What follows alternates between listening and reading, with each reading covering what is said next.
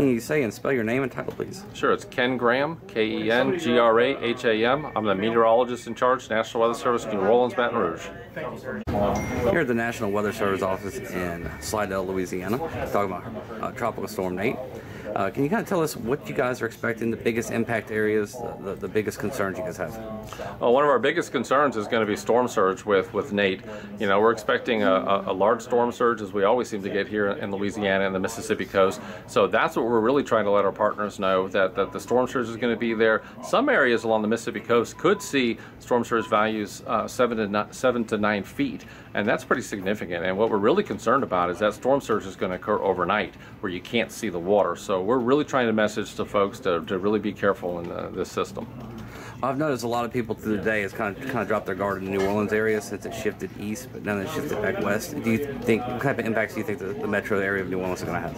You know, Metro New Orleans is going to see some rainfall. They're going to see some winds, maybe tropical storm force winds with this system, maybe even some hurricane force gusts. So people have to really stop paying attention to where that exact forecast is. They have to pay attention to the cone. If you're in the cone, you could get the path, and even more so, outside the cone is you can get a lot of impacts. So those impacts stretch way outside that cone. People have to realize the impacts could be hundreds of miles away from the cone. So for Metro New Orleans, you're not out of the woods. You're going to get some winds, could get some trees that fall, some power outages, so you have to be ready for Nate. Well, the current forecast is for Category 1. Do you feel like there's still a possibility for some rapid intensification overnight?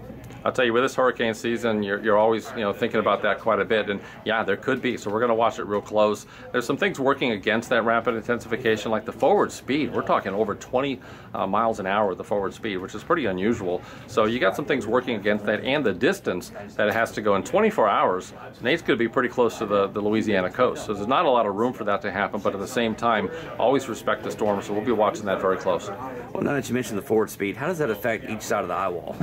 You know, a lot of times you'll get a situation that moving that fast, that right-hand side of the eye wall where we have some of the higher winds associated with Nate, sometimes you'll get a factor that you're working up against that forward motion. So you could get some, high winds. You'll still get hurricane force winds, but at the same time, I think what that's going to do is you're going to have a little resistance, which is going to help prevent it from getting too strong. But at the same time, we're still going to get a hurricane in Louisiana tomorrow.